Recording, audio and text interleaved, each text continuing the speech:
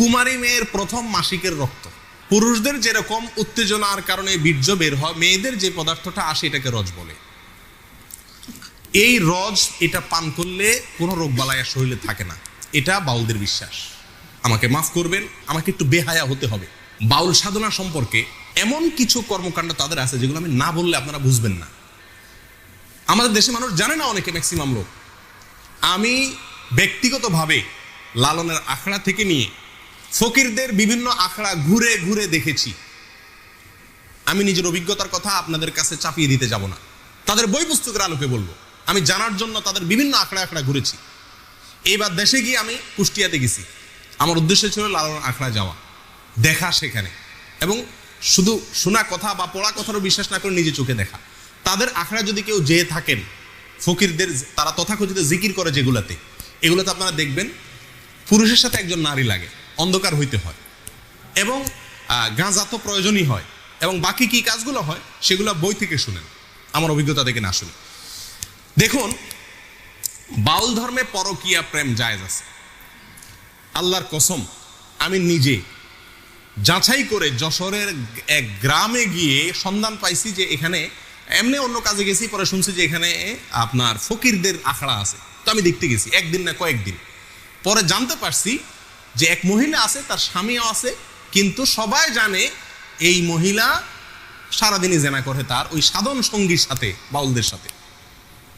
এবং কোনো কোনো মহিলার তো সংসার শেষ, আবার অনেক পুরুষও করে যারা বাউল।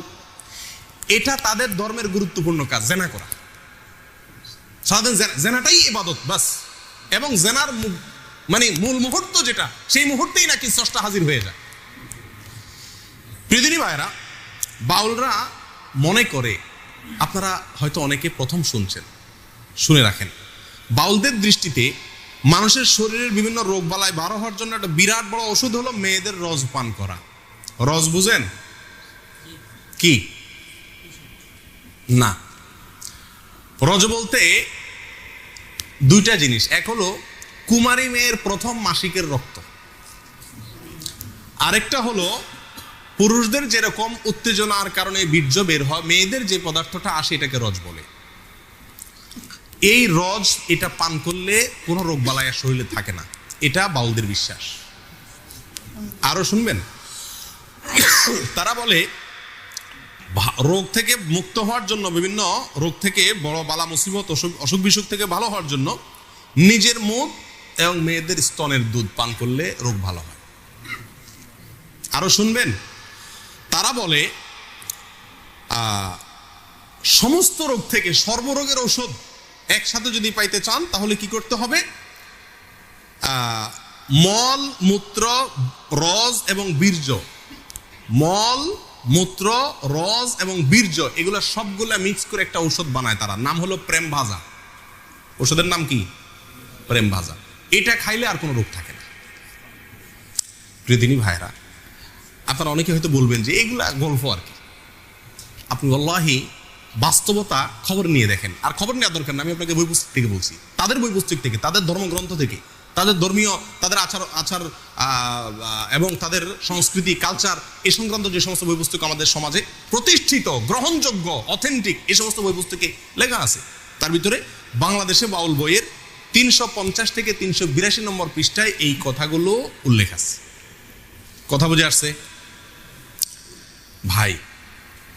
আমাদের দেশে অনেক মানুষ না জেনে এই ফকিরদের কাছে চিকিৎসার জন্য যায়। ছেলেবেলে অসুখ হলে যায় না, কি ওষুধ দেয় এটা ওই শয়তান জানে, আর শয়তানকে যে এই শয়তানই শিখাইছে সেই শয়তান হয়তো জানে, আল্লাহ সুবহানাহু ওয়া তাআলা জানে, আমরা অনেকে জানিও না। আমাদের দেশের নাস্তিকরা বাউলদেরকে খুব পছন্দ করে, একটা মজার বিষয়। কারা পছন্দ করে? নাস্তিকরা কোনো ধর্মকে পছন্দ করে না, কিন্তু বাউলদেরকে খুব পছন্দ করে। ডক্টর আহমদ শরীফ নাস্তিকদের গুরু, বাউলদের নিয়ে বই লিখছেন এবং বিরাট বিশ্লেষণ করেছেন, তাদের ঐতিহ্য তুলে ধরেছেন। শুধু তাই নয়, বাংলাদেশের যারা নাস্তিক, সেকুলার, এরা সবসময় বাউলদেরকে প্রমোট করে। লালনের আখড়ায় 50 জন গাঁজা খাইছে, এটাকে সমস্ত মিডিয়া বা অনেক মিডিয়াতে খুব ফলাও করে প্রকাশ করে, আজকে লালনের এখানে ওরস হইতেছে, ওরস, গাঁজা খাইছে। লক্ষ লক্ষ মানুষের মাহফিল হয়, লক্ষ লক্ষ মানুষের ভালো কোনো কাজ হয়, সেটা কোনো মিডিয়াতে প্রচার করে না। কিন্তু ওই আখড়ায় গাঁজা খাইছে কয়েকটা, সেটারে সারাদিন টেলিভিশন নিউজে বলে। কেন নাস্তিকরা এত পছন্দ করে কেন? এর কারণ হলো এই বাউলদের তাদের যে কর্মকাণ্ড, এই কর্মকাণ্ড করে খোলাসা কথা কয়েকটা পয়েন্ট। নাম্বার 1 যেটা বললাম, দেহ নিয়ে সাধনা। দেহ নিয়ে সাধনা মানে যৌনতা, সোজা বাংলা।